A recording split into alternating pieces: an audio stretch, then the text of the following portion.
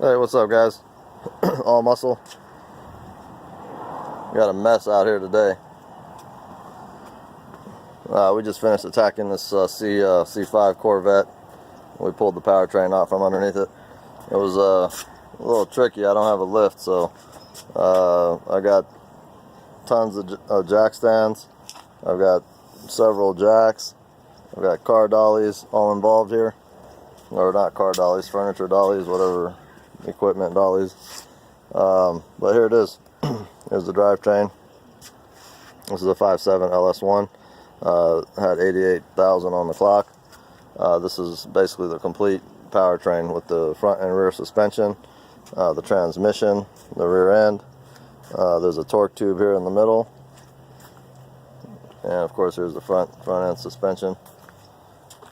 And the motor and the motor harness. This one had a messed up upper control arm, but everything else is in perfect shape. The car got clipped on the passenger side here.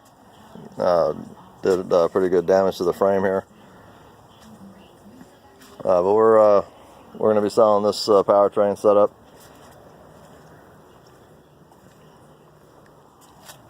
It's a good looking piece.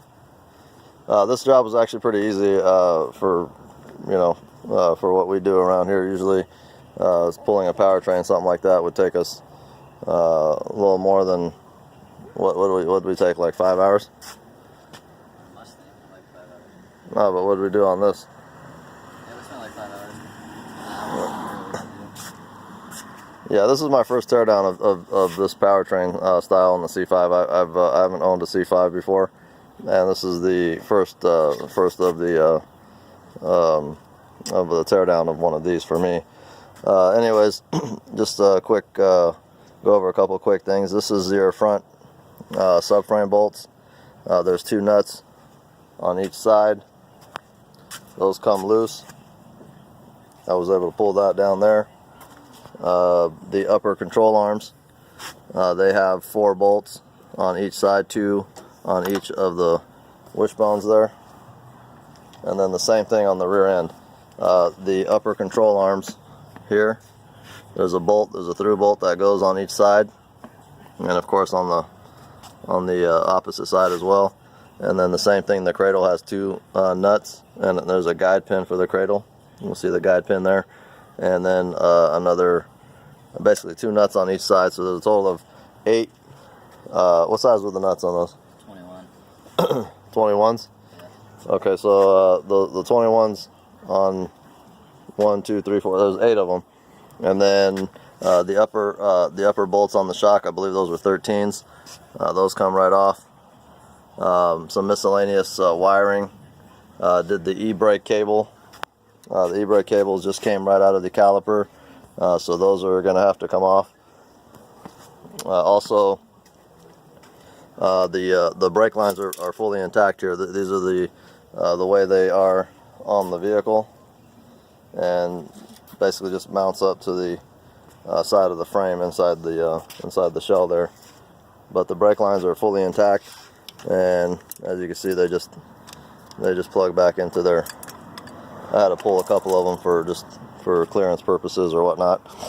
Another thing that you'll have to pull off is the steering. There's a 13mm bolt on that.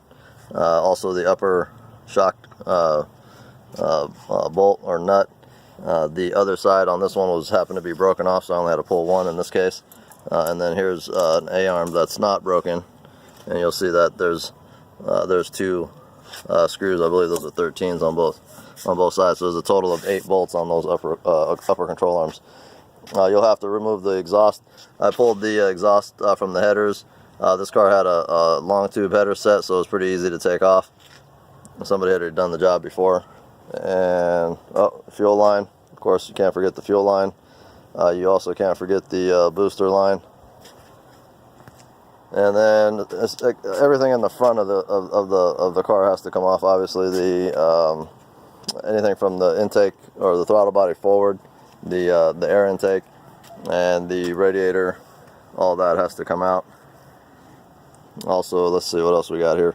The main harness for the engine, computer. You have to remove that, and basically it looks like that with a 7mm nut or bolt on the end there on both of these. And then from the back of the main fuse block, if you flip the fuse block over, you'll see a 7mm bolt in there, and that basically takes down your main plug to the fuse block on the for the engine for the powertrain. Let me show you the fuse block here. Of course, your battery, that's one of the first things you pull out. Also, one of the first things you're going to pull out is, like I said, the air intake and stuff like that in the front of the car. This is the air intake assembly. Basically, you got your mass airflow sensor, intake duct, filter housing, all that comes off there. One of the first things. This is the fuse block on the Corvette that sits on the passenger side, above the passenger side front wheel. And then when you flip it over, you'll see that you've got 1, 2, 3 main plugs, and you'll have to pull those out to get the wiring out complete. But yeah, as far as everything goes there, this was a pretty simple job, in my opinion. I didn't think it was going to be that easy. It was pretty simple. We took a good 5 hours on it, but we were kind of goofing off. We weren't really into it, really sweating or anything. But here's another one of the main plugs. Didn't have to pull this one, but I wanted to pull the fuse block out, so I pulled that off. But yeah, everything here, everything up here on this vehicle is going to be for sale. Anything that's salvageable, we're going to be selling it.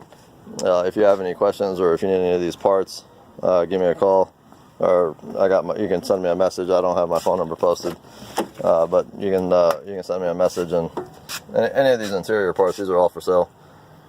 Got good airbags, decent seats. Got a couple little deals here. Little deal there, but that's the driver's seat. The passenger seat's perfect. You got a nice glass roof on this car. Dash is perfect. Radio works good. Heads up control, heads up display, all the power window switches. Everything in this car was functional when I took it apart. So yeah, let me know if you have any questions, or if you oh, one more thing before I forget. The last thing that we actually forgot and put a little bit of tension on the shift cable. Basically what I did was I just took it off from the transmission. Here's a 15mm nut, and then there's a bracket that holds it to these two studs, 13mm on those, upper and lower. You can see them backed off there, the bracket that holds it, and then it mounts there, and basically take that off, and that relieves some of the pressure off my powertrain when I was trying to figure out why it was stuck. But anyways, that's it. One more thing, ground cable. There's a ground cable here that goes to the frame right underneath the brake booster. You'll be needing to get that. And then I'm sure I missed some things. You're gonna see miscellaneous wiring and whatnot. But I think you'll be fine. You'll if you start doing something like this, you'll get it right away. All right, guys. I'll see you on the next round.